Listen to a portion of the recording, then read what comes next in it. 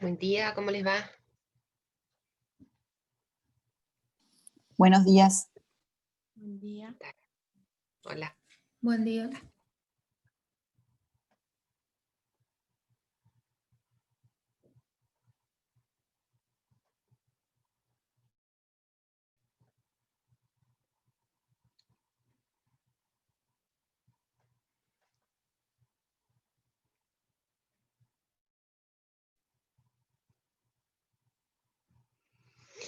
Nazaret, ¿te contestó el doctor Escoles? Me contestó abajo de su publicación. Y respecto al mail, tuve un inconveniente que todavía no se lo pude mandar, así que bueno, no me contestó mi consulta, pero porque yo todavía no le pude mandar la mía. O sea, Ah, está bien. Sí, ustedes tengan así que en el presente que transcurso del día de vieron en hoy. la parte, está bien, Claro, pero en yo la parte de intentaba personas, ahí está. sí, pero yo intentaba y no me daba la opción, por eso le pedí un mail. Pero seguramente es porque yo no lo Ah, conozco, el tema del Classroom, seguramente, porque sé que mis hijas se comunican con los docentes por privado. Yo no le encontré el modo, pero bueno, claro. no intercambié mails porque no pude mandarle todavía el mío.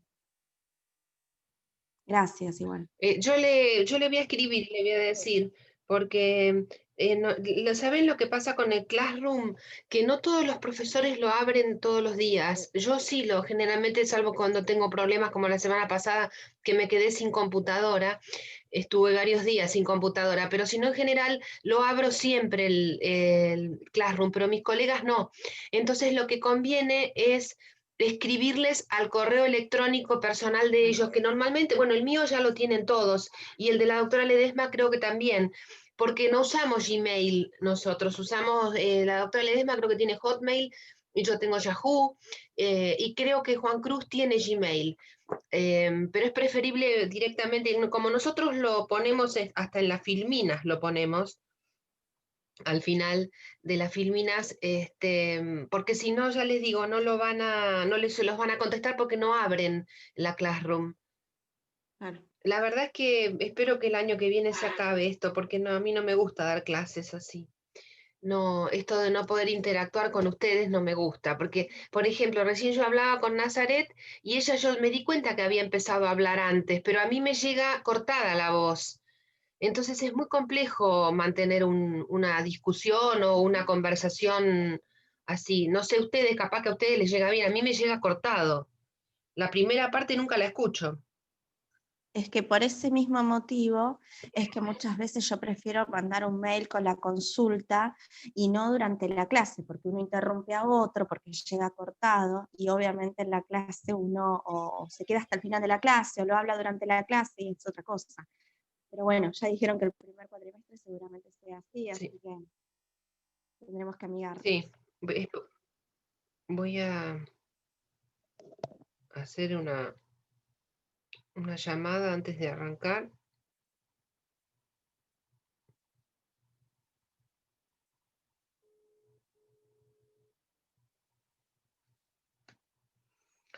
Hoy vamos a hacer la clase de cautelares y después les preparé porque algunos pidieron hacer otra vvez un simulacro de examen y yo no puedo hacer eso porque no depende de mí, depende del titular y a la noche son demasiados estudiantes.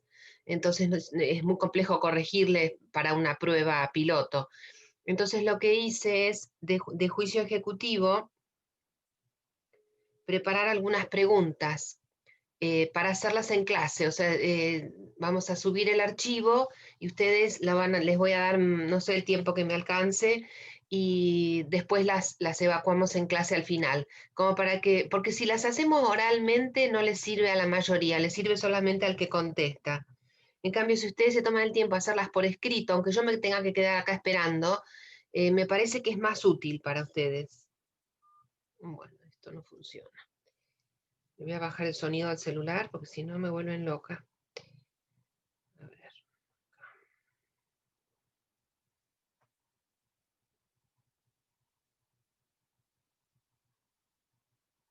La filmina del PowerPoint de la clase de demanda ejecutiva, no me hizo falta dárselas en forma verbal porque era muy sencillo, era un solo punto de la bolilla, por eso no me preocupé demasiado. Y además cuando vi que la doctora Ledesma iba a dar clases el viernes, dije, bueno, no importa.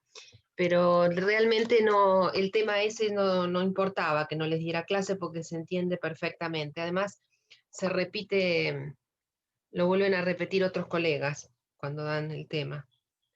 Ahora sí vamos a arrancar con cautelares.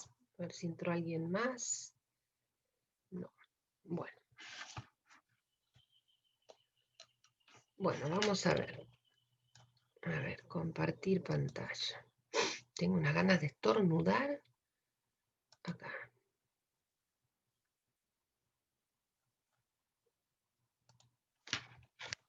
Se me fue para arriba. Esperen. Tengo que ir desde acá.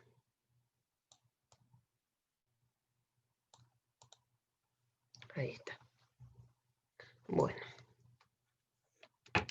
¿Les ha quedado alguna duda de juicio ejecutivo? Igual ahora cuando hagamos las preguntas y las respuestas, yo traté de hacerlas de casi todos los puntos importantes, ¿no? Alguno, por supuesto, no. ¿Me están escuchando? Sí, doctora. Sí, Ah, está sí. bien, no, porque me aparece una consigna que dice solicitar de reiniciar el audio, no, pero está bien. No, les decía que ahora cuando terminemos de cautelares vamos a hacer esto de juicio ejecutivo.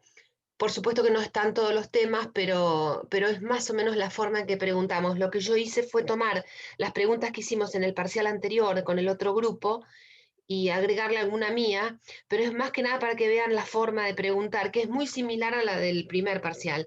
Los chicos de la noche pidieron unos minutos más para poder, para poder hacer el examen. Me lo tiene que avisar el titular, porque ya les digo, yo estoy a cargo de esta comisión, pero los grandes lineamientos los da el titular. Así que yo después les voy a avisar. Bueno, vamos a arrancar hoy con medidas cautelares. Las medidas cautelares es un tema muy importante porque si ustedes en un proceso no tienen la posibilidad de trabar una cautelar durante el curso del proceso o inclusive antes de iniciado, es muy probable que cuando llegue al cumplimiento de la sentencia no la puedan cumplir porque no tienen ningún bien del deudor o del condenado para ejecutar. Hay muchos procesos en los que los jueces no conceden las cautelares en un inicio, sobre todo cuando no hay verosimilitud en el derecho, cuando no es muy claro el derecho de quien la está peticionando. Muchas veces los jueces desde un inicio no hacen lugar a la cautelar. Pero más o menos, si uno tiene, por ejemplo, frente a los títulos ejecutivos, ahí no hay nada que discutir porque los jueces lo tienen que conceder la cautelar. En otro tipo de procesos de conocimiento hay que tratar de demostrarle al juez que realmente es necesario para garantizar que yo después pueda cobrar esa sentencia. Por eso cautelares es tan importante, porque es lo que les va a garantizar a ustedes que después puedan cobrar y no que la sentencia la cuelguen en un cuadrito y no les sirva para nada, ¿no es cierto? La referencia normativa, bueno, esto está regulado por un lado en el Código Procesal a partir del 195 y también en todos estos autores y muchos más, hay mucho escrito sobre medidas cautelares. Yo normalmente las clases las preparo con De Lázari y con Palacio. Pero también, por ejemplo, cuando veamos cautelar innovativa, van a ver que esto es una creación jurisprudencial y quien más ha escrito sobre el tema de cautela, de innovativa, de tutela anticipatoria y medida autosatisfactiva es el doctor Peirano y su mujer, la doctora de los Santos. Son dos procesalistas, Peirano es de Santa Fe, la doctora de los Santos es de Buenos Aires, es camarista civil, me parece que se estaba por jubilar, creo, pero son dos personas que han escrito muchísimo sobre este tema y es un tema muy interesante. En una época era la vedette del derecho procesal, ya no porque ya han pasado muchos años, pero ellos arrancaron allá por la década del 80 a hablar de este tema, con más fuerza en la del 90. y era el tema más moderno que teníamos en derecho procesal. Ahora ya ha pasado un poco de moda porque ya todos lo utilizamos, pero en aquel momento que no estaba regulado en el código, que tampoco sigue regulado en el código, era un tema muy, muy moderno, ¿no? Bien, acá. ¿Cuál es el concepto de medidas cautelares? Lo que yo les dije antes, la medida cautelar, la finalidad que persigue es asegurar la eficacia práctica de la sentencia o de la resolución si se trata de otro tipo de procesos que no tenga sentencia definitiva, sino alguna resolución que realmente haya que luego después ejecutar. Entonces, la idea es que la cautelar asegure que yo voy a poder cobrar. En cuanto a la naturaleza jurídica de las medidas cautelares, han habido muchas opiniones. Por ejemplo, Carneluti, que era uno de los de la escuela italiana de derecho procesal más conocido, nos habla de un verdadero proceso cautelar más que de una medida. Él dice que es un proceso o un mini proceso que tiende a asegurar la eficacia práctica de otro proceso principal. Chiovenda dice, no, es solamente una acción para asegurar. Calamandrei, estos son todos los italianos, dice que es una providencia con límites temporales. Palacio, no sé si lo puse en la siguiente filmina, no. Palacio dice, no, esto realmente, ¿qué es? Es medida. Es una medida, como lo dice el propio concepto. No es un proceso independiente. ¿Por qué? Porque yo no puedo obtener una cautelar y quedarme ahí solamente. Yo estoy obligada a iniciar el proceso principal. Si no me caduca la cautelar, se me cae. Solamente en algunos casos que ya vamos a ver más adelante, hay posibilidad de trabar una cautelar y que todo termine ahí. Pero son casos muy específicos, algunos de creación jurisprudencial y otros que la propia ley establece. Pero si no, en líneas generales, yo no puedo trabar una cautelar si esta cautelar no accede, si no es accesoria de un proceso principal. Es un concepto muy importante este, porque los abogados piensan que pueden trabar la cautelar y después con tiempo iniciar el juicio. No, tenés 10 días para iniciarlo, si no se te cae la cautelar, tenés que volverla a pedir. ¿Sobre qué recaen las cautelares? Bueno, sobre bienes, que pueden ser materiales o inmateriales, o sobre personas. Y ustedes dicen, pero ¿cómo una cautelar sobre una persona? Sí, claro, tenemos en el Código Procesal y tenemos en leyes específicas medidas cautelares que recaen directamente sobre las personas. Esta famosa perimetral de la que todos hablan ahora, que uno pone en televisión y dicen, me puso la perimetral. En realidad la perimetral como tal no está regulada en el Código Procesal. Esto es muy gracioso cómo la gente a veces emplea términos comunes para designar términos jurídicos, terminología jurídica, ¿no? Pero bueno, si yo les digo perimetral, todos saben de qué están hablando. Y en realidad es una medida de restricción, como puede ser la exclusión del hogar. Son medidas que lo que hacen es proteger a las personas, porque si mi marido me faja, me pega, y yo pido una medida cautelar, si yo pido una medida cautelar es contra la otra persona y es para proteger a esta persona. Y sobre bienes, bueno, ya vamos a ir viendo que hay medidas nominadas, o sea, que tienen un nombre en el código, como el embargo, la inhibición, la intervención, el secuestro, la anotación de litis, la prohibición de contratar, hay un montón. Esas son medidas nominadas porque tienen un nombre. En cambio, hay innominadas que también vamos a ver que no las van a encontrar en el código, no las van a encontrar en el código, pero existen, como por ejemplo la prohibición de ingreso del socio a la asamblea, en determinadas situaciones específicas. O, por ejemplo, la suspensión de una subasta. Ustedes no lo van a encontrar como una medida cautelar y sin embargo es posible hacerlo y se hace a título de cautelar. Ya vamos a volver sobre este tema. Bueno, acá estaban los ejemplos, ni lo había visto. ¿Cuáles son los caracteres de las medidas cautelares? Esto es muy importante, es un tema central que muchas veces nosotros tomamos por vía virtual. Tal vez lo tomemos de otra manera, pero en un examen presencial yo directamente les pregunto cuáles son los caracteres de las medidas cautelares. Y ustedes me dicen, ¿por qué pregunta eso que realmente es muy teórico? Porque no es teórico. Cuando ustedes analicen cada uno de estos caracteres, se van a dar cuenta que tienen incidencia directa y práctica sobre la cautelar. Por ejemplo, lo que dijimos hace un rato, instrumentalidad o accesoriedad. Yo no puedo trabar una cautelar si no inicio un proceso principal, porque la cautelar es simplemente un instrumento del proceso principal. Es algo que tiene que cumplir o que es accesorio de la finalidad del proceso principal. Yo no puedo trabar un embargo si después no inicio un juicio, porque no puedo mantener un mueble embargado si es que no voy a reclamar nada. Provisionales. ¿Por qué provisionales? Porque yo trabo hoy un embargo, pero después cambia la situación y entonces se puede modificar. Por ejemplo, yo tengo un juicio de 10 millones de pesos y trabo embargo sobre un bien, un auto, por ejemplo, que vale 10 millones de pesos, pero ¿qué pasa? Que el proceso sigue y dura años y ese auto se desvaloriza.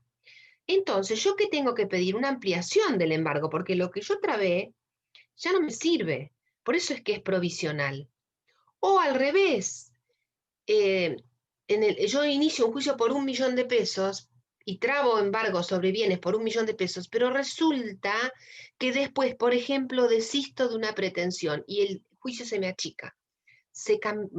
Entonces va a venir el demandado y va a pedir que se reduzca el monto del embargo, ¿entienden? O sea que siempre son provisionales, se pueden cambiar de distintas maneras, hasta pueden extinguirse. Son mutables o flexibles. Esto también es muy importante y yo les voy a contar un caso concreto. Hace muchos años, en la década de Menem creo que era, hay un juicio contra Aerolíneas Argentinas, no recuerdo el motivo del juicio, pero yo lo que recuerdo bien era que el juicio era por 5.000 pesos de aquel momento, serían $5.000. Y trabaron embargo sobre un avión de aerolíneas. Y un avión de aerolíneas, bueno, yo no me recuerdo los valores, pero mínimamente $1 millón debe haber costado en aquel momento un avión. Y le trabaron embargo sobre el avión para cobrar una deuda de $5.000 o 5.000 pesos. Era excesivo. Entonces, ¿qué pasó? Que el juez no se lo concedió, o creo que fue la Cámara en realidad la que lo cambió. ¿Por qué? Porque era excesivo. Entonces, para evitar perjuicios innecesarios, yo modifico la cautelar. Otro ejemplo, que también es un ejemplo práctico. Yo demando a un señor que trabaja qué sé yo, de remisero o de taxista, y le embargo el auto, o le embargo el remis. Pero resulta que el señor tiene un auto particular. Uno lo usa para trabajar y el otro lo tiene para salir con la familia los domingos. Entonces yo pido para jorobarlo, pido trabarle embargo sobre el taxi o sobre el remis. El juez, anotado de esta situación, puede concederle una cautelar diferente. ¿Cuál es? Embargarle el otro auto, para evitarle perjuicios innecesarios. ¿Me siguen? Por eso es que son mutables o flexibles. Se dictan inaudita parte. ¿Qué quiere decir esto? Que no se sustancian. Yo pido la cautelar, presto o no caución de acuerdo al tipo de proceso que se trate, y el juez me la tiene que ordenar o no. Si no me la ordena, apelaré. Si me la ordena, la trabo y después la notifico. Se dictan inaudita parte. Y ustedes dicen, ¿por qué? Si puede ocasionar un perjuicio muy grande. Bueno, porque también el hecho de darle traslado a la otra parte significa anoticiar lo que le voy a embargar el bien y puede venderlo o lo puede hacer desaparecer o lo que sea. Entonces, para evitar esto, para evitar la frustración de la medida, es que se dictan inaudita parte. ¿Cuál es el conocimiento que tiene que tener el juez para dictar la medida cautelar? Tiene que ser solamente en grado de apariencia, es decir, lo que se llama el fumus bonis iuris, el humo de buen derecho. A mí me parece, yo juez, leyendo la demanda o leyendo el pedido de la cautelar, si es que es pedida antes de la demanda, a mí me parece que este hombre tiene razón, que la demanda le va a prosperar. Entonces yo le hago lugar a la cautelar, pero con un conocimiento en grado de apariencia. Después puede cambiar la situación. Son urgentes las medidas cautelares, por eso es que se pueden pedir aún antes de iniciada la demanda, e inclusive Es una de las pocas cosas que puede hacer un juez incompetente. Por ejemplo, a mí interponen una demanda, qué sé yo, una causa laboral, pero la interponen en la justicia civil y comercial y piden una cautelar urgente. El juez civil y comercial sabe que no es competente, pero igualmente puede decretar la cautelar. ¿Mm? Entonces, inclusive esto pasa también a veces entre el fuero civil y el fuero común y el fuero federal. No es lo más frecuente, pero sí suele suceder cuando el fuero está dividido en razón de la materia. Y se decretan sin sustanciación. ¿Producen cosa juzgada? No, no producen cosa juzgada, y tampoco el hecho de que el juez me conceda la cautelar signifique que después va a ser lugar a la demanda. Esto no importa prejuzgamiento. No tienen incidencia, y esto es muy importante, no tienen incidencia en la relación procesal. ¿Qué quiere decir esto? Que yo estoy, por ejemplo, tramitando un proceso y bueno, no lo estoy activando demasiado por algún motivo, no lo activo y digo, bueno, voy a pedir una cautelar para que no me caduque. Y resulta que me caduca igual. ¿Por qué? Porque al no tener incidencia en la relación procesal, al no tener incidencia en la relación procesal, no interrumpe la caducidad de la instancia. Esto puede llegar a ser materia de alguna pregunta en el examen. A lo mejor les hacemos un caso práctico y ustedes tienen que saber que la cautelar no va a interrumpir la caducidad de la instancia. Son de ejecutabilidad inmediata. ¿Qué quiere decir esto? Que yo la pido y el juez, si hace lugar, se tiene que trabar inmediatamente, después se notifica a la parte, y si se concede, si la parte se presenta al cautelado, se presenta apela, el recurso se va a conceder en efecto devolutivo, que ustedes ya saben lo que significa. Tengan presente que el recurso que se interpone contra la resolución que concede la cautelar, se concede con efecto devolutivo. En tanto que el que deniega la cautelar, es decir, yo pido la cautelar, el juez me dice no, yo apelo, esa se concede en efecto suspensivo. ¿Por qué? Porque no hay ninguna medida trabada, entonces no hay nada que cumplir. ¿Me siguen? Si quieren, repito. La providencia que concede la medida cautelar es apelable en efecto devolutivo. La providencia que rechaza la cautelar es apelable con efecto suspensivo. Bien. Un segundito que quiero ver una cosa, porque esto de dar clases a la mañana, sí.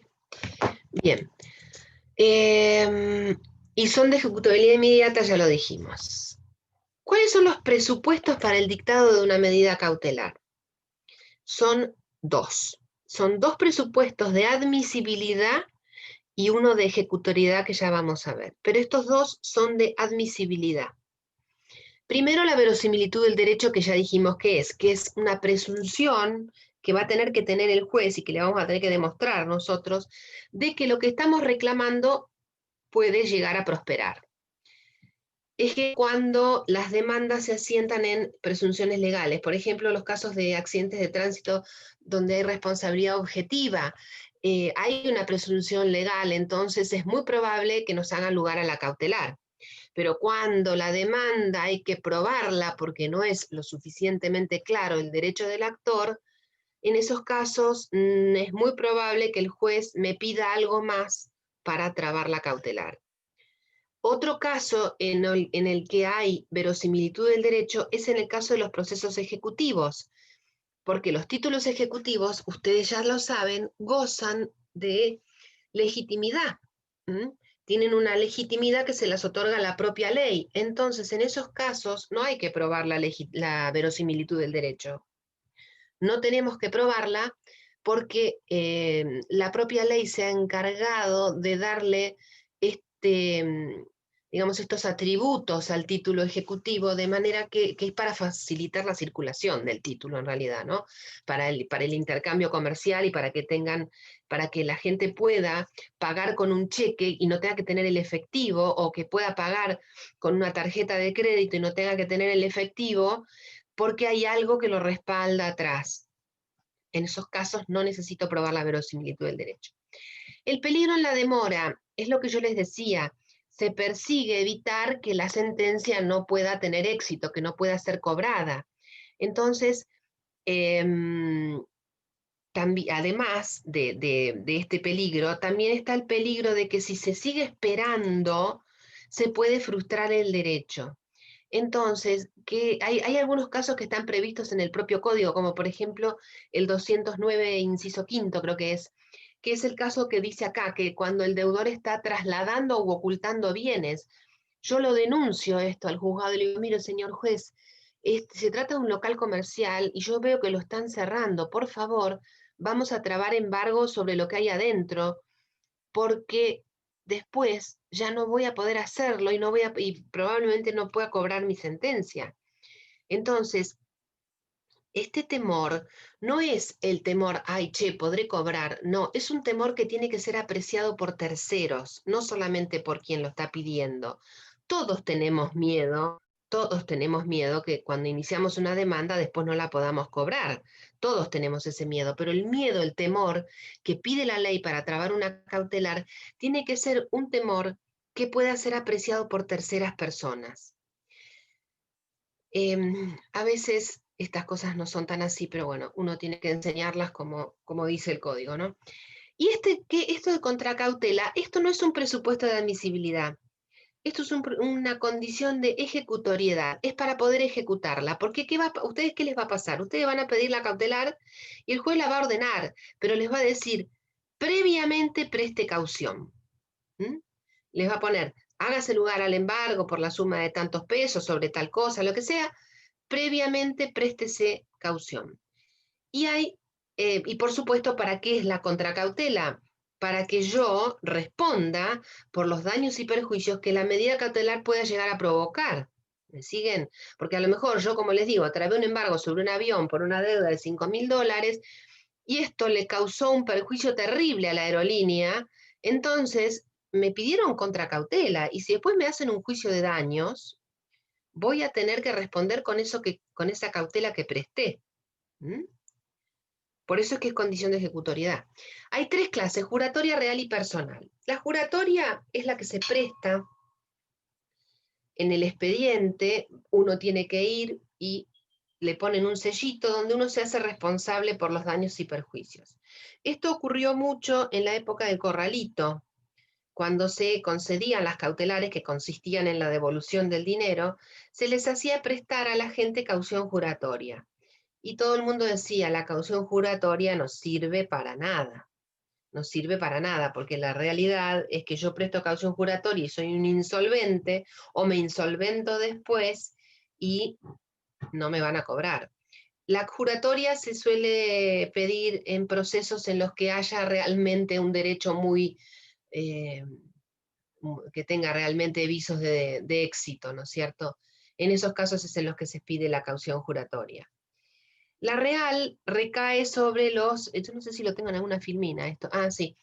La real es la que recae sobre un bien o bienes determinados del que está pidiendo la cautelar.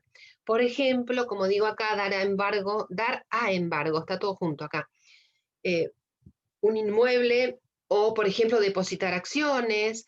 También puede suceder que el actor que está pidiendo la cautelar tenga en su poder bienes del demandado.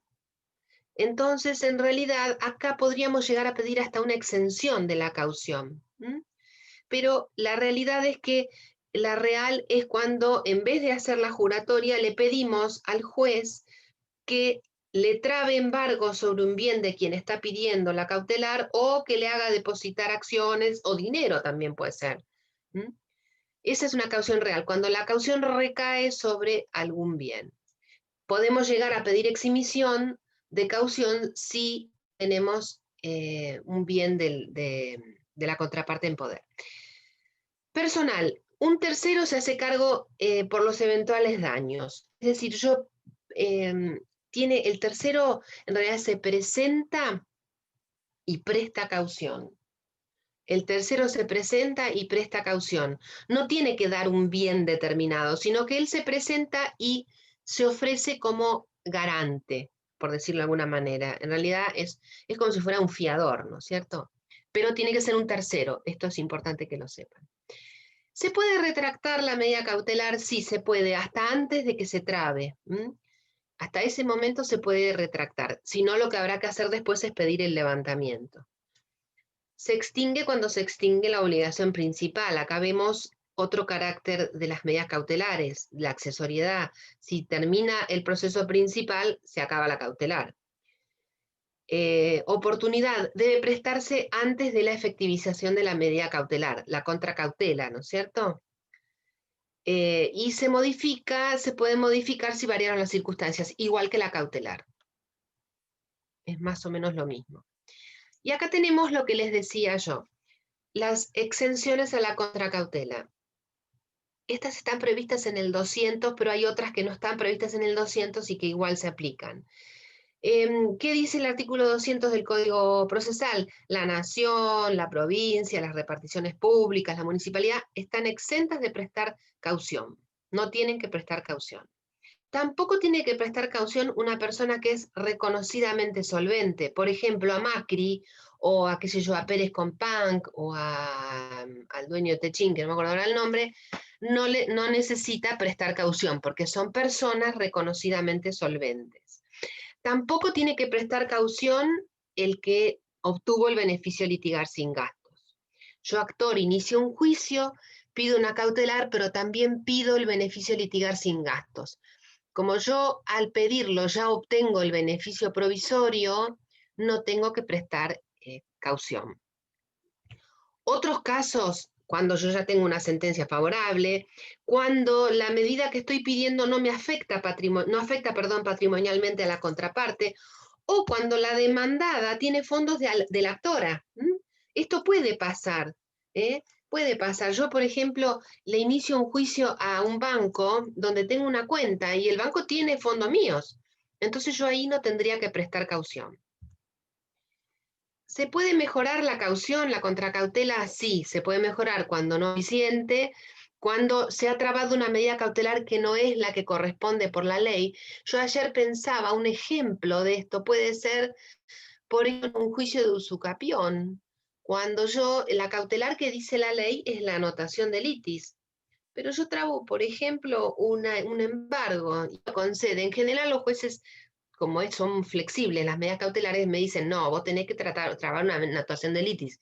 Pero supongamos que el juez no lo hace.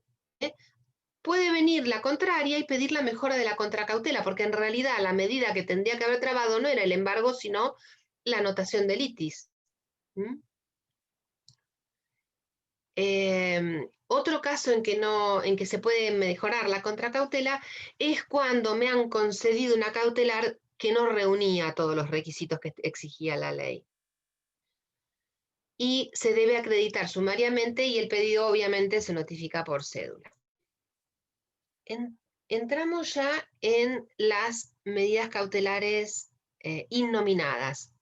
Yo les dije cuando iniciamos la charla que las medidas nominadas son aquellas que tienen un nomen jurídico, que tienen un nombre: embargo, inhibición, prohibición de contratar, anotación de litis, intervención recaudadora, administración. Todas esas cautelares las van a ver con mis colegas y son las que están reguladas en el código. La protección de personas también siempre la paso por alto. Bueno, ¿y cuáles son las innominadas? Bueno, las que obviamente no tienen un nombre en el código. Sin embargo, están reguladas en el 232 del Código Procesal, que son, por ejemplo, la suspensión de la subasta, la postergación de la asamblea, el ingreso o la prohibición de ingresar, la retención a un escribano. Esta es muy frecuente. Cuando se va a hacer una compraventa, y sobre un bien que está embargado. Por ejemplo, nosotros pedimos el levantamiento al solo efecto de escriturar y pedimos que el escribano retenga los montos por los cuales se trabó el embargo y los deposite en el expediente. Y de esa manera posibilitamos la venta. Si no, no podríamos porque el inmueble está embargado y en realidad, si bien el embargo no impide la venta, que esto también lo tienen que saber, lo va a decir la doctora Ledesma seguramente, el embargo no indispone el bien, es decir, se puede vender igual, el problema es que se traslada al adquirente y nadie quiere comprar un juicio. Entonces, en la práctica, como los escribanos informan los embargos que tienen los bienes, hasta que no se levantan, normalmente, salvo que sea una deuda muy chiquita y que el adquirente acepte, en principio, los embargos impiden, en la realidad es que impiden la venta, aunque no la impidan jurídicamente, ¿no? Entonces lo que se hace es la retención al escribano. ¿Cuáles son los requisitos? Los dice la propia ley: verosimilitud en el derecho, peligro en la demora y contracautela, y se aplican subsidiariamente las normas del embargo preventivo. Esto pasa con todas las cautelares. En subsidio siempre se aplican las normas del embargo preventivo porque son las más completas. Si ustedes lo van a ver con la doctora Ledesma, creo, y con el doctor Escoles, van a ver que cautelares está a partir del 195, pero también se repite mucho en el proceso ejecutivo. Van a ver que en las normas de proceso ejecutivo se habla mucho del embargo también. Bien, hay dos tipos de protección de personas, porque ya entramos a analizar la primera de las cautelares que contempla, bueno, no es la primera que contempla el programa, pero no sigue el orden cronológico del código, que está regulada en el 234 al 237. Estas normas sufrieron una reforma hace unos cuantos años, porque antes la protección de personas contemplaba no solamente los dos casos que vamos a ver ahora, respecto de incapaces mayores de edad, sino que también contemplaba a los menores de edad. Había medidas cautelares que estaban en protección de personas que se aplicaban respecto de menores, por ejemplo, cuando el menor estaba abandonado o en situaciones de riesgo físico, moral, pero ahora hay leyes especiales que lo tratan. Entonces se sacó del código y quedó en las leyes especiales, la famosa medida de abrigo y todo eso que ustedes van a ver cuando estudien familia. Antes estaban en el Código Procesal. Ahora ya van a ver que quedaron 2 incisos nomás. Y por otro lado tenemos la famosa exclusión del hogar, que fue incorporada en el código. ¿Cuál es el concepto de guarda? Podetti, que fue un viejo procesalista argentino, dice que la guarda es la sustracción de la persona que está en riesgo de un lugar o de un ambiente pernicioso, decía él, palabra que ya no se usa, o donde corra peligro físico o moral. Pero fíjense, Podetti, una persona que murió, no sé si en la década de 50 o antes, no lo tengo presente, pero hace muchísimo, ya hablaba del peligro moral, de la violencia moral. Fíjense, todos conceptos que fueron incorporados después al código y a la legislación, que antes, cuando se hizo el Código Civil, se hablaba poco de eso. Y fíjense cómo ya existían esas situaciones respecto de menores y respecto de adultos, y el código realmente era de avanzada, ¿no? Porque uno siempre piensa que la violencia es a los golpes, y sin embargo no es así. Hay situaciones de violencia moral que son muchísimo más graves que un golpe, ¿no? O donde carezca de libertad física o de determinación. Supuesto, si acá están los 2 incisos que les digo que quedaron: el de incapaces mayores de edad, abandonados o sin representante legal, o cuando el representante legal no pudiera ejercer el cargo. Estos son los famosos incapaces, ¿no es cierto? Yo pensaba un ejemplo, y qué ejemplo podríamos poner más cercano que el de Maradona. Si a Maradona le hubieran hecho una medida de protección de persona, no lo hubieran dejado salir de la clínica, y tal vez hubiera salvado su vida, ¿no es cierto? Nadie quiso poner el gancho para pedir esto, o a lo mejor era inmanejable, ¿no? No lo sabemos. Pero que fíjense qué distinta hubiera sido su situación, porque Normalmente cuando uno está en una clínica, normalmente, si se tiene un infarto, hay muchos medios de poder reanimar a una, y sobre todo poner a un hombre grande. Y sin embargo, él abrió la puerta y se fue de la clínica. Lo mismo pasa con los drogadependientes. Ustedes saben que a un menor de edad, como los padres tienen la patria potestad, son ellos los que dirigen sus acciones, entonces lo pueden internar. Pero a un adulto se lo interna por una cuestión de drogadicción y el interno abre la puerta y se va, porque es mayor de edad y no está declarado incapaz. Ni tiene declarar incapaz a una persona no significa, esto lo van a ver cuando estudien familia y lo van a ver mejor, van a ver que los incapaces pueden ser incapaces relativos, o sea, no para todos los actos de la vida, sino para determinados actos. Discúlpeme un minuto que tengo que abrir la puerta, perdón, siempre me pasa lo mismo. Sí, ya sé.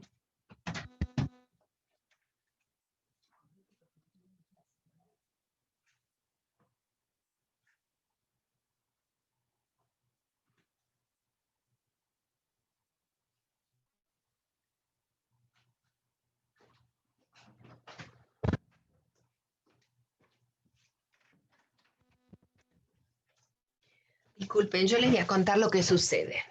Sucede que tengo en mi casa viviendo conmigo hace muchos años a mi mamá que tiene 98 años. 98. Yo no voy a vivir tanto. Y no la dejo abrir la puerta, obviamente, por una cuestión de seguridad. Entonces, cuando viene la señora que la cuida y viene justo a las 9 de la mañana, yo le digo, yo estoy dando clases, pero perdonen, tengo que interrumpirte porque no tengo quien abra la puerta a las 9 de la mañana. Bueno, volvemos. Entonces, incapaces, como les decía, no siempre significa declarar la incapacidad absoluta. Podían haberle, por ejemplo, pedido una medida de protección mientras sustanciaban la incapacidad y evitar que saliera a la calle. Lo mismo pasa con los chicos que se drogan o ebrios mayores de 18 años. Este es un instrumento muy útil que tiene la ley. Yo les digo más, muchas veces se pide la protección de persona y no se hace el otro proceso, y queda ahí. Esta es la realidad, queda ahí, porque lo que se pretendía era una medida autosatisfactiva, que vamos a ver después qué es sustraer a esa persona de la calle, porque es una bomba de tiempo en la calle, o porque se puede morir, y tenerlo internado. Y a veces pasa que estas personas no tienen, porque justamente como no se los declaró incapaces, no tienen curadores. Entonces, o el curador no está, o qué sé yo, tiene un problema, o lo están removiendo. Bueno, en esos casos se puede pedir provisoriamente una medida de guarda de personas. Y también el otro supuesto es cuando tienen un curador, pero están en pleito. A veces pasa, sobre todo por rendición de cuentas, ¿no? Realmente estas cosas a uno le parece que son de libro y no son de libro, son muchísimo más frecuentes de lo que todos piensan.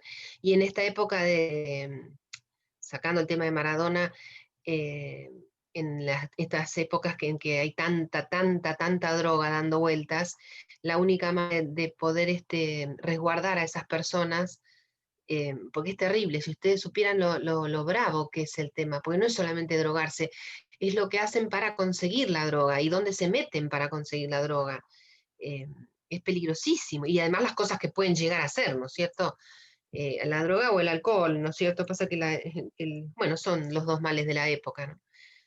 ¿Cuál es el proceso de fondo al que acceden? El nombramiento o remoción del curador. ¿Mm? Y también la declaración de incapacidad.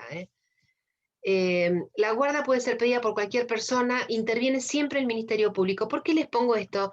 Porque hasta un vecino puede pedir la guarda. Cuando, por ejemplo, esto pasa muy seguido en los edificios de propiedad horizontal, que hay alguno que se droga y está loquito y empieza a romper la propiedad horizontal, pasa muy frecuentemente esto.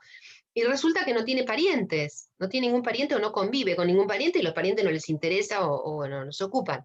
Entonces, ¿qué pasa? Los vecinos se vuelven locos porque tener una cosa así, una persona así en el lugar donde viven, es un peligro para el mismo enfermo y para los terceros. Entonces van y hacen la denuncia.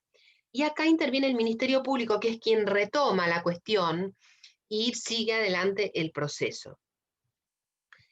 En general, ¿A quién se designa guardador y después se lo va a designar curador? A un familiar, pero puede pasar que no tenga familiares. Entonces hay listados en tribunales, generalmente tienen que ser abogados, que se anotan en listas, y si no tienen ningún familiar, se los designa de allí. A veces pasa, a mí me tocó hace muchos años una causa, yo no hacía menores, pero era una familia que tenía 5 chicos, una familia muy pobre, y el padre de las criaturas abusaba de todas las criaturas menos de la bebé de 8 meses porque no podía. Él, el tío y el sobrino, nunca me voy a olvidar, porque yo era jovencita en aquel momento y tenía chicos chiquitos. Y para mí fue terrible, porque me vino a ver la madre. Esto era en realidad fue una tutela que se hizo, no una curatela. Me vino a ver la madre que quería, porque le sacaron todos los chicos, por supuesto. La mayor tenía 14 y era deficiente mental, pobrecita. Y sufría, la madre se iba a trabajar como mucama y el padre y el tío y el otro abusaban de todas las criaturas, hasta que una criatura habló con un familiar y entonces se denunció todo y le sacaron a la madre y al padre de todos los chicos. Y la madre me vino a ver, que para mí fue una situación espantosa, porque realmente pedir que le devuelvan a esa madre los hijos sabiendo que iban a volver a la misma situación. La ventaja es que los jueces en estos casos escuchan muy poco a los abogados, sobre todo a los abogados de parte, y tienen razón, porque realmente no, ni la mujer estaba capacitada para ser madre y el tipo tenía que ir preso, ¿no? Yo ni sé en qué terminó la cuestión porque lo tomó la asesora de menores y lo llevaba adelante ella y la jueza de menores, que era una mujer, y habrán solucionado la cuestión. Yo ya no lo recuerdo, porque hace muchos años de eso. Pero si hubieran sido mayores de edad, hubieran sido esta medida cautelar, que antes la teníamos en el Código Procesal y ahora está en leyes especiales, pero la idea es sacarle a esa familia biológica a los chicos, y si no hay ningún familiar que se pueda hacer cargo, hay instituciones, ¿no es cierto?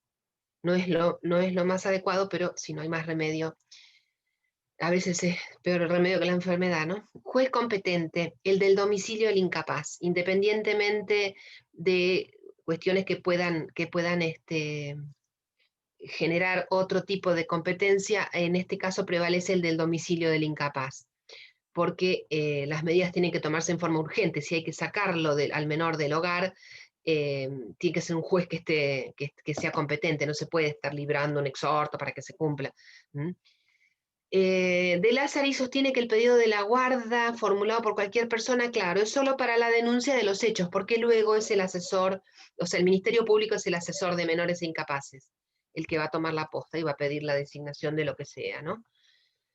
¿Cuándo se extingue la guarda? La guarda se extingue cuando se designa curador, que es generalmente cuando se lo declara incapaz absoluto o relativo al sujeto, porque si no, no puede tener un curador, y por caducidad, porque la demanda la tenemos que interponer dentro de los 10 días, como todas las medidas cautelares. Medidas complementarias. ¿Qué son las medidas complementarias? Las medidas complementarias son una disposición que establece el juez cuando se pide la guarda, que consisten en alimentos provisorios, en definitiva, que son todo lo que necesita ese incapaz para subsistir. Hay que exigir que los que están obligados al pago, que son los obligados a alimentos, las depositen. Acá el plazo es de 30 días para la promoción de la demanda, o sea, se da un plazo más largo que el de los 10 días. Esto había un procesalista que se llamaba Ramírez, que era de acá de Mar del Plata, que fue muchos años titular de procesal. Él decía que en el caso de la guarda, como las medidas complementarias tenían a los 30 días, que el inicio del proceso también era dentro de los 30 días, pero el código dice 10 días. Era una opinión personal del doctor Ramírez. La suma la va a fijar el juez, en base, obviamente, a las necesidades de la persona. Otra medida cautelar es la exclusión del cónyuge, que se incorporó en el 237 bis, y creo que en el TER también, no lo recuerdo. Hay dos leyes, a su vez, que contemplan la exclusión del hogar. Una ley provincial, que es la que está acá, y la ley nacional, que es la 24417. Procede ante pedido fundado. No es que yo me peleé con mi marido y fui y le dije al juez, es un violento, sáquelo. Tenemos que acompañar algún tipo de prueba, ¿no es cierto? Aunque sea una denuncia penal. Algo tenemos que acompañar, si no, no les van a hacer lugar a la exclusión del hogar. O al reintegro, porque puede pasar que el que me echó, me cerró la puerta fue mi marido y yo me quedé afuera. Entonces, se puede pedir ambas cosas. Normalmente lo que se pide es la exclusión del cónyuge agresor, pero puede pasar que sea al revés. Los motivos tienen que estar sumariamente acreditados y tiene que haber razones de urgencia impostergables. Ustedes dicen, pero qué barbaridad. No, miren, yo una vez, muchos años también hablando con un amigo que es defensor penal, él me decía que las mujeres muchas veces hacen denuncias falsas, por ejemplo, de abuso sexual del padre respecto de sus hijos, para obtener estas cosas, para sacárselo de encima, o para obtener alimentos también. Pero en general es para esto. Entonces los jueces, que ven cientos de casos, porque a uno le toca uno en 1.000.000, pero los jueces ven cientos de casos, y a veces se dan cuenta que las mujeres están ejerciendo una extorsión, ¿eh? Eh, se fijan en esto para excluir del hogar al cónyuge, que generalmente es el hombre, generalmente, y piden algún tipo de prueba. Por eso es que hay que, cuando el marido le pega a la mujer, o el concubino, lo que sea, le pega a la mujer, tienen que hacer las denuncias penales, porque aunque no prospere o no les den bolilla, o lo que sea, van acumulando pruebas y evitan después las cosas que vemos diariamente de los asesinatos, ¿no es cierto? Es verdad que lamentablemente en nuestro país estas medidas cautelares sirven para poco, ¿no es cierto? Porque uno excluye del hogar al cónyuge, pero no puede poner un policía en la puerta que controle que el cónyuge no entre por la fuerza y la mate. Lamentablemente no hay mucho, ese famoso botón antipánico, pero es Argentina, ¿no es cierto? No se puede pretender peras del olmo, ¿no? Si se promueve, esto es muy importante. Hasta ahora yo les vengo diciendo a ustedes que las medidas cautelares acceden a un proceso principal. Sin embargo, en el caso de la exclusión del hogar en particular, la ley, las leyes estas que están acá, prevén que se promueva como pretensión de fondo, o sea que lo único que yo pretendo por ahora es la exclusión del cónyuge. Si es así, tiene que tramitar por proceso sumarísimo. Si va a ser como cautelar, tendré que promover la pretensión de fondo, que cuál es, el divorcio o la separación, y entonces esto va a tramitar como un incidente. Pero también puede tramitar como una cautelar si es que yo la pido en el proceso iniciado, ¿no es cierto? E igualmente las medidas cautelares iniciadas antes del proceso tramitan como incidentes. Exclusión del hogar. Exclusión del autor del abuso de un menor. Bueno, esto es lo que les decíamos. Se puede pedir también, no solamente respecto del cónyuge, sino también de los menores, del abuso de un menor, cuando es víctima de un delito. Por supuesto que acá también se le va a dar un trámite sumario y tendremos que acompañar ciertas pruebas. En estos casos lo que se pide siempre es una Gesell, ¿no es cierto? Y testigos, si es que hay. Lo que pasa es que los abusos generalmente ocurren en el seno del hogar y no hay manera de probarlos, ¿no es cierto? La única es con la cámara Gesell. La cámara Gesell es un tema, es un capítulo aparte del derecho, porque han habido casos, acá en Mar del Plata hubo un caso muy sonado que fue el de un profesor de gimnasia, al que le armaron una causa a través de una cámara Gesell, y la criatura que efectivamente había sido abusada un tío, no por el profesor de gimnasia. Pero en el estudio del abogado, que no voy a decir quién es, que es muy conocido, se armó la causa. Y porque los menores, si bien los menores no mienten, el menor fabula. es muy propenso a fabular.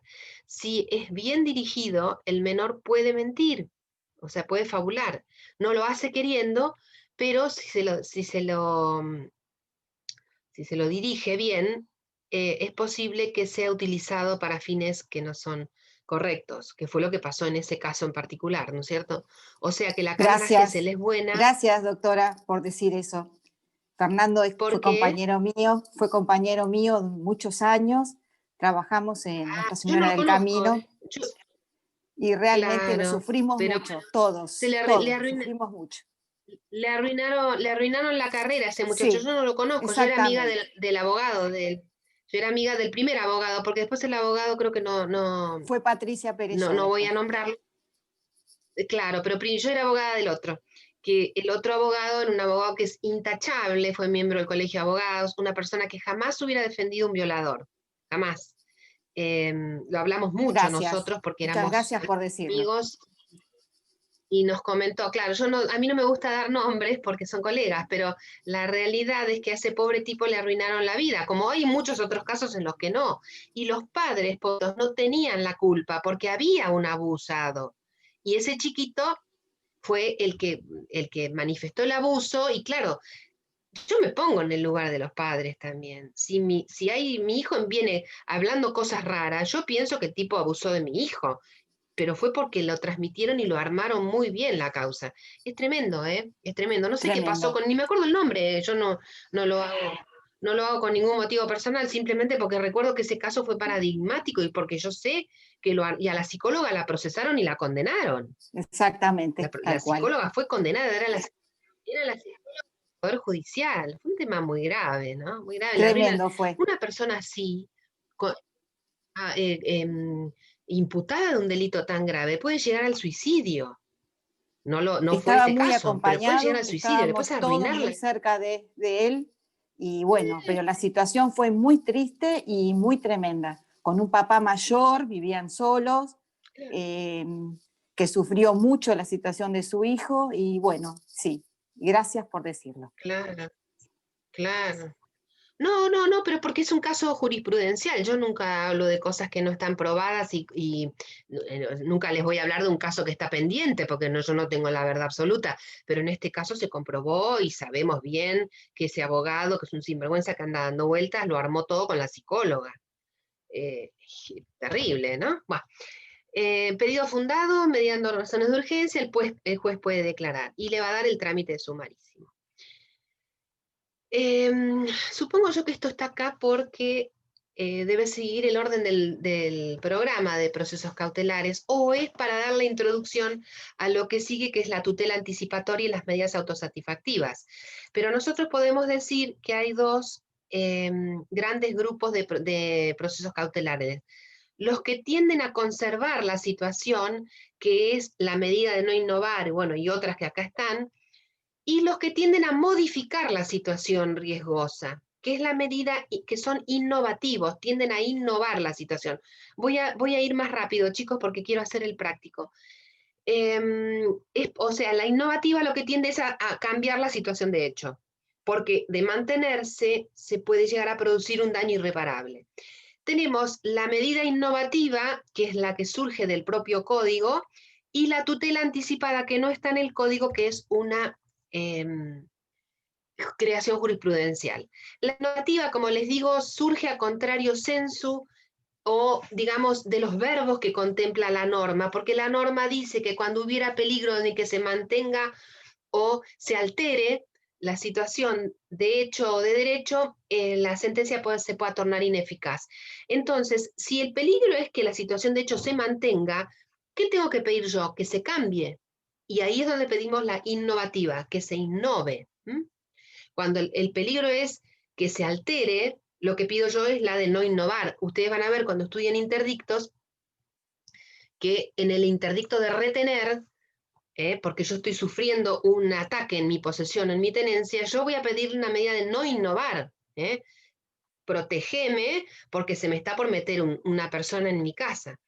Si fuera al revés, si ya se metió, lo que yo tengo que pedir es una innovativa, que lo expulsen. ¿Cuándo procede? Cuando no hay una medida que sea más eficiente. Ejemplos, por ejemplo, el 676 bis, que es la recuperación anticipada del inmueble. El 610, calculo que está en la parte de alimentos, así que deben ser los alimentos provisorios. El 544 es de alimentos provisorios que están en el Código Civil. Hay muchos ejemplos, no voy a perder tiempo porque creo que tengo unos artículos que después se los subo. ¿Cuáles son las diferencias con la cautelar común? En la cautelar común, verosimilitud del derecho. En la tutela anticipada tenemos que tener un poquito más de certeza. Peligro en la demora en la cautelar. En la tutela anticipada tiene que haber realmente una urgencia. La contracautela en ambos casos es igual. Me van a pedir una contracautela real. Inaudita parte en la cautelar. En la tutela anticipada, como se concede en un proceso que está en trámite, va a oírse a la contraparte. Y si no está en trámite, igual le van a dar lugar, lo van a escuchar. Porque, ¿qué significa tutela anticipada? Que me están adelantando lo que después me van a dar en la sentencia. Yo ahora les voy a contar el caso jurisprudencial que dio lugar a la tutela anticipada y ahí se van a dar cuenta en qué consiste. ¿Son accesorias? Sí, ambas son accesorias porque ambas acceden a un proceso principal. Ninguna de las dos hace cosa juzgada. Y acá está el antecedente de la tutela anticipatoria. Estoy yendo a los piques porque no me alcanza el tiempo. El antecedente jurisprudencial es el famoso antecedente de Camacho Acosta del año 97, de que llegó a la Corte. Esta era una causa que tramitaba en el fuero laboral por un accidente de trabajo. El señor Acosta perdió un brazo, pobrecito, con una máquina en una editorial. Trabajaba en una editorial y no sé cómo tiene un accidente y se le corta el brazo. Y el juicio, por supuesto, años, ¿no es cierto? Entonces, la Corte Suprema hizo lugar a la medida esta, que era una medida innovativa, porque ¿en qué consistía? En darle dinero para que él pudiera comprarse una prótesis y poder seguir trabajando, porque él necesitaba trabajar y no podía hacerlo porque tenía el brazo cortado. Era terrible, ¿no? Me acuerdo que eran $14.000 en aquel momento porque estábamos en el 1 a 1. Y la Corte dijo, no, le tienen que dar, la demandada tiene que darle ese dinero para que él pueda comprarse el brazo ortopédico y seguir trabajando, porque el perjuicio es irreparable. Este señor no puede estar tantos años sin trabajar, porque tenía que mantener a su familia, obviamente. Y entonces la demandada decía, no, pero escúcheme, si usted le está condenando a pagar ese dinero es porque me está diciendo que le va a hacer lugar a la demanda. No, la Corte dijo, no, esto no importa un prejuzgamiento. Lo que sí vas a tener que prestar una caución, porque si la demanda te sale desfavorable, tendrás que devolver el dinero. Por eso se llama tutela anticipatoria, porque es un anticipo de la sentencia de fondo, anticipo de jurisdicción. Y la otra medida creada jurisprudencialmente es la autosatisfactiva, que esta realmente es una medida que causó un revuelo en la jurisprudencia argentina.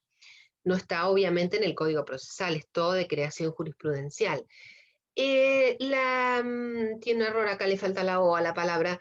Es un requerimiento urgente formulado al juez por las partes que se agota con eso. ¿Qué quiere decir? Yo les voy a contar el caso, uno de los casos. Hace muchos años hubo unas Olimpiadas en China, no sé si se acuerdan, los más grandes se acordarán. Bueno, hubo un grupo de gimnastas argentinos que viajaron y por esas cosas de la Argentina no estaban incluidos en los listados para entrar en la Villa Olímpica, entonces no los dejaron entrar. ¿Qué iban a hacer ellos? ¿Un juicio contra el Estado argentino? No, ellos querían entrar a competir.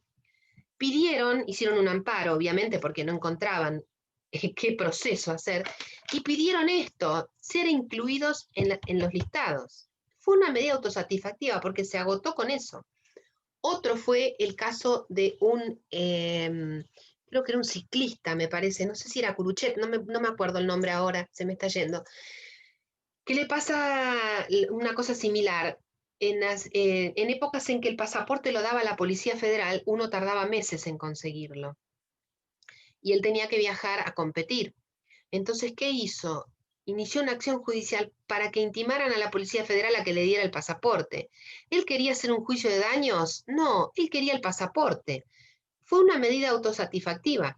Muchos amparos del corralito se concedieron como medida autosatisfactiva, muchos no, pero muchos los concedieron como autosatisfactivas porque la gente lo que quería era recuperar el dinero. No está contemplada, hay muchísimos casos, ¿eh? ¿Cuáles son los presupuestos? Obviamente que tiene que haber muchísimas probabilidades de que el derecho, que le asista derecho a quien lo pide, ¿no? Un fuerte grado de convicción.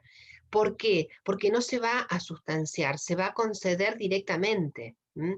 La urgencia es superior también al peligro de la demora, es inaudita aparte, hay que prestar contracautela, es autónoma porque no accede a ningún proceso principal y hace cosa juzgada.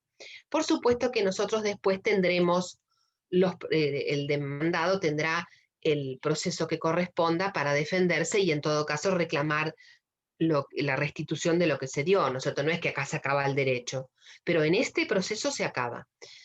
Y tenemos un montón de aplicaciones prácticas que están contempladas en leyes específicas, como por ejemplo el derecho de los consumidores, la violencia familiar, ven como medida autónoma la exclusión del hogar, la protección del derecho al nombre, la cesación de infracciones al régimen de propiedad horizontal, la tutela contra el trato discriminatorio. Yo me acuerdo, y con esto quiero prácticamente terminar este tema, me acuerdo un caso que fue muy gracioso, que era un pobre hombre que tenía un teléfono con un número muy similar a la terminal de ómnibus, y resulta que publicaron erróneamente en el diario y lo llamaban a las 3 de la mañana para pedirle un pasaje a Calamuchita.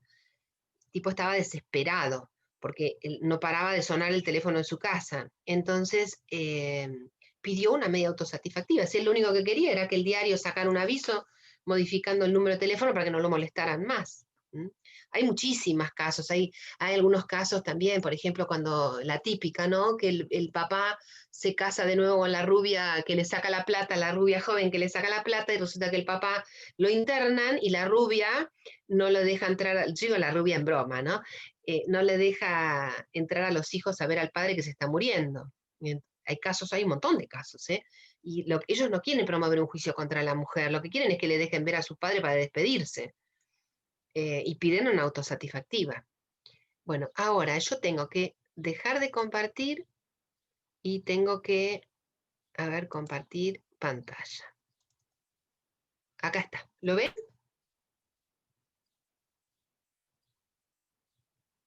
¿Ven el trabajo práctico?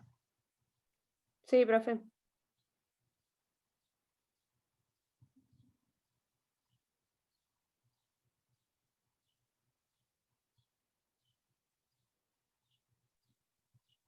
A ver. ¿Me escuchan? Sí, sí. A Se ver, veía voy recién. a volver a poner compartir. Ah, como nadie me contestó, pensé que no lo veían. A No, sí, ver, sí, lo pongo de nuevo. Ah, perfecto. Bueno, ahí se los dejo. Vayan haciéndolo. Son las 9:07. A las 9:25 lo corregimos. Háganlo solos, no lo hagan con el grupo de WhatsApp, porque la idea es que ustedes lo practiquen solos, si no, no tiene gracia esto.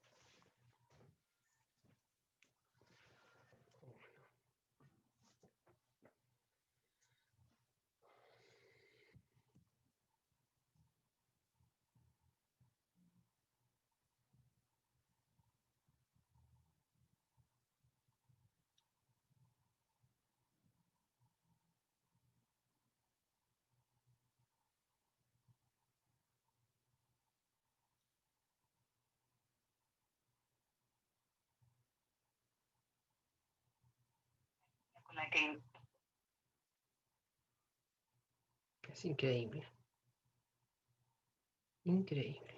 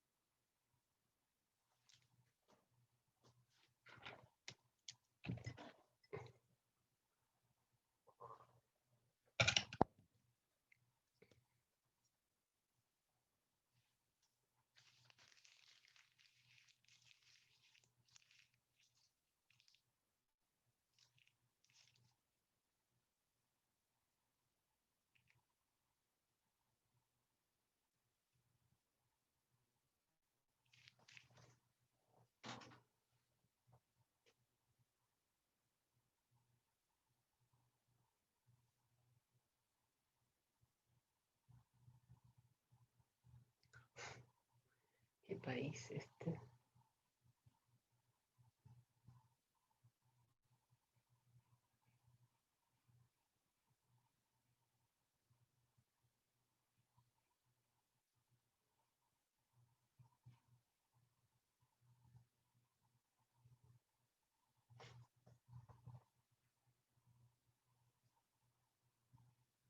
Sí, Diego.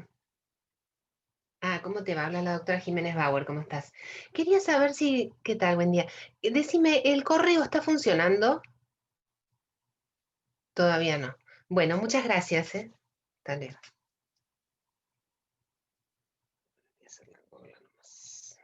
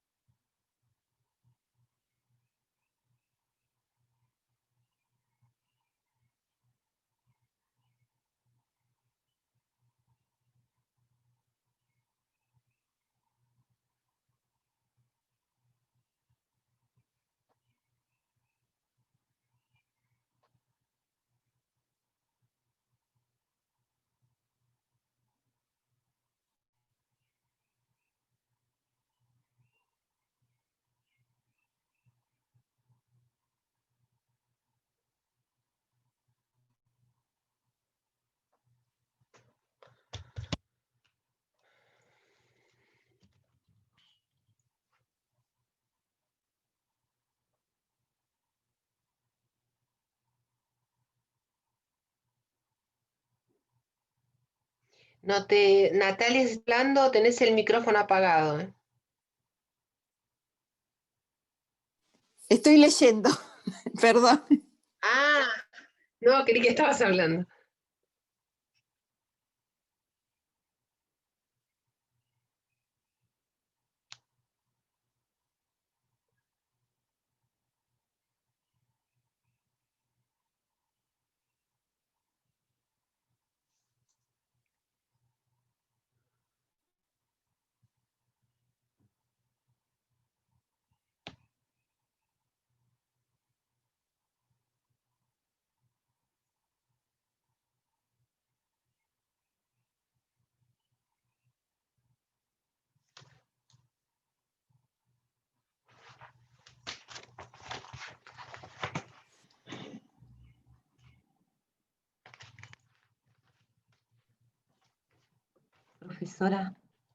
profesora, doctora. ¿Sí? ¿Me Sí, ¿quién escucha? habla? Sí, perfecto. Sí. Yo Díaz. ¿Sabe qué? No Ah, puedo leer Claudia, la ¿cómo te número va? 5. A ver, Sí, buenos días. espérame. La número 5 no Ahí, puedo ver. qué raro. ¿Los demás la pueden ver? Ahora, bueno.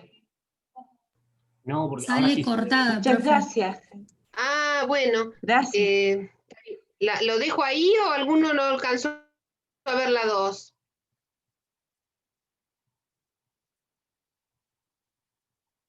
Porque no puedo, de otra manera no se puede.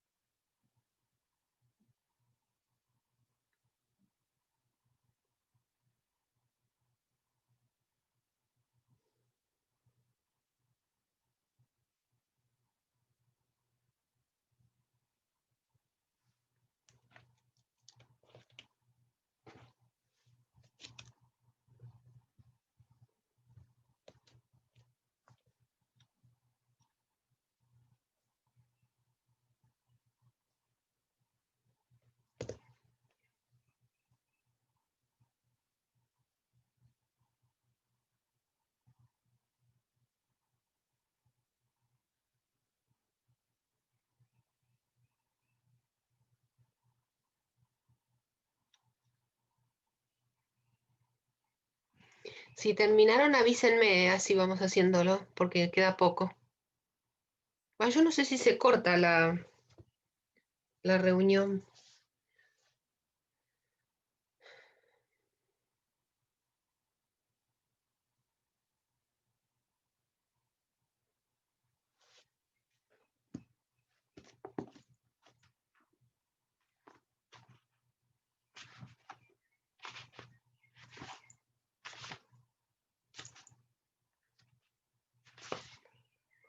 A ver, por Dios. Ah, no, el 610 era el interdicto. Yo me parecía que no era alimentos.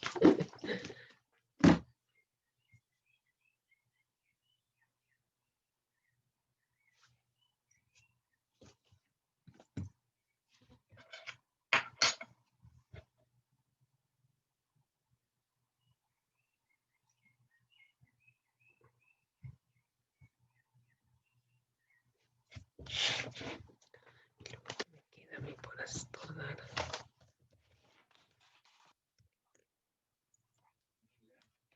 Estoy dando clases.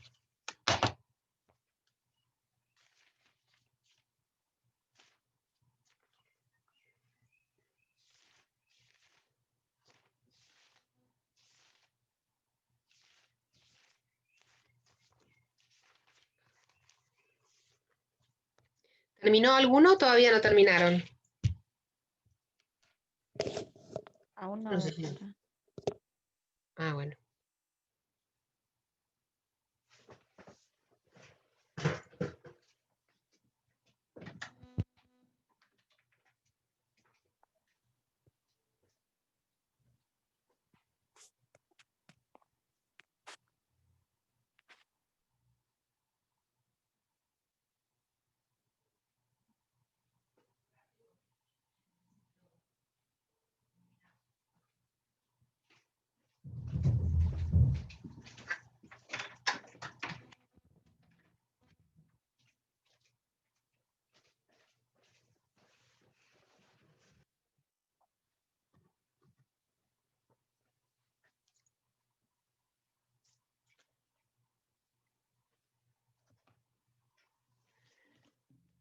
Llevar esto.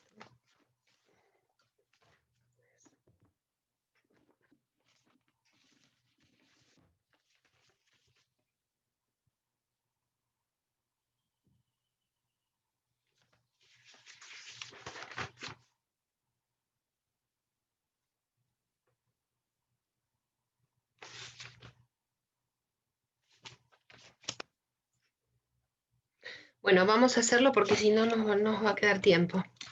Vamos a empezar con lo que pudieron hacer, no importa. Ay, ¿ahora qué pasó? Ahí está. Bien, dice, en un juicio ejecutivo subastado un inmueble. Se han aprobado las cuentas rendidas por el martillero y se ha integrado el saldo de precio. El ejecutado dentro de los 5 días de dictada la resolución que tiene por integrado el saldo de precio, se presenta y deposita el capital, intereses y costas y una vez y media la seña.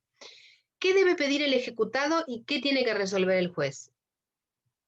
A ver, ¿quién lo hizo? No se olviden de deshabilitar los micrófonos ahora.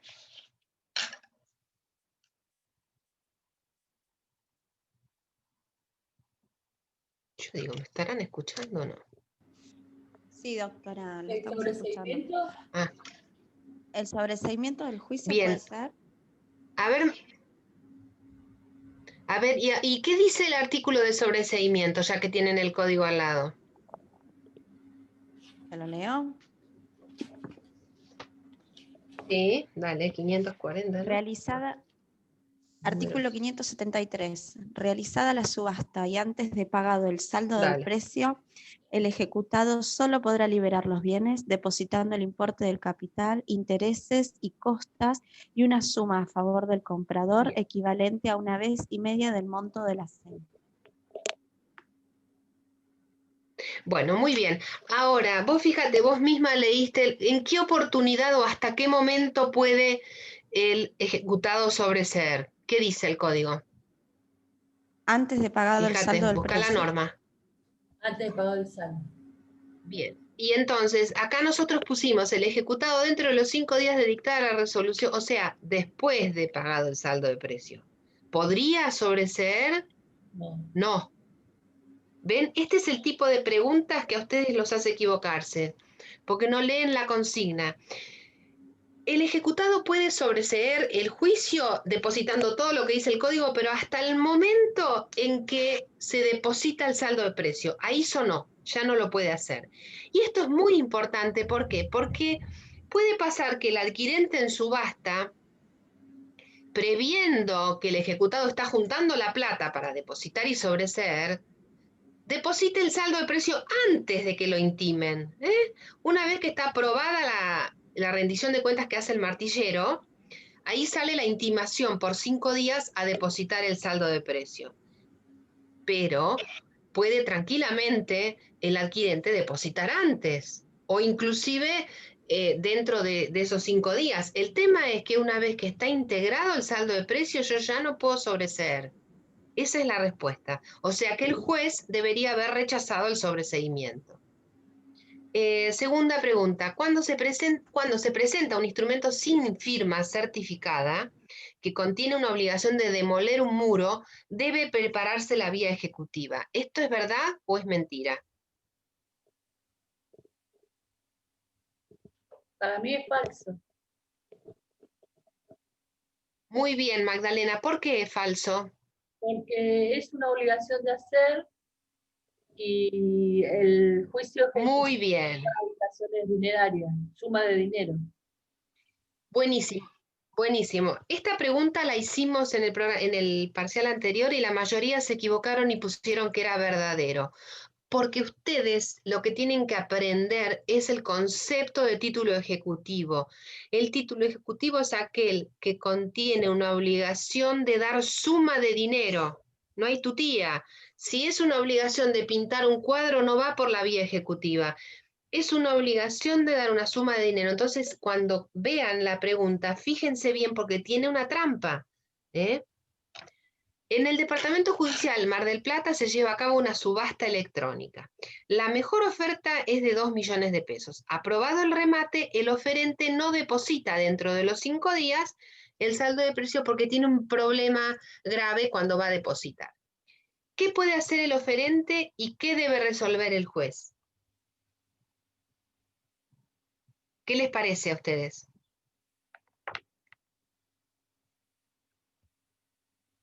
El juez debe resolver si va postor remiso o no. Porque él tuvo una... Está bien, pero ¿qué resuelve? Claro, pero ¿qué resuelve el juez? Y se ¿Lo declara llama, postor remiso o lo perdona? llamar a los otros postores. A los... Pero no puede, no Exacto. Pasa puede que fue suspender un el caso Esa es más o plazo. menos. fortuito.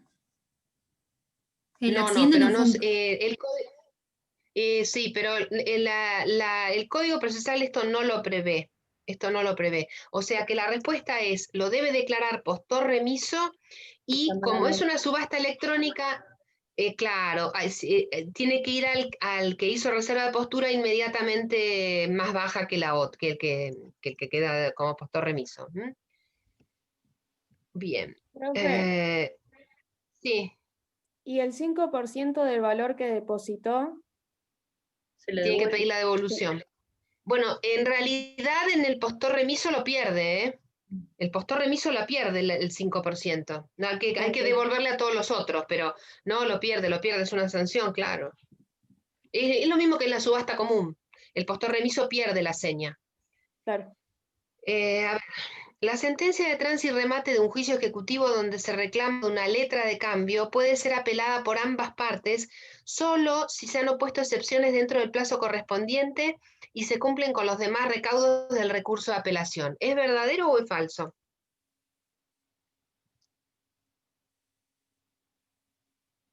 Verdadero. ¿Qué les parece? No tengan vergüenza. Verdadero. ¿Es verdadero? Sí, yo puse verdadero también. Porque el ejecutante siempre puede Sí, bueno, apelar. se equivocaron. Claro.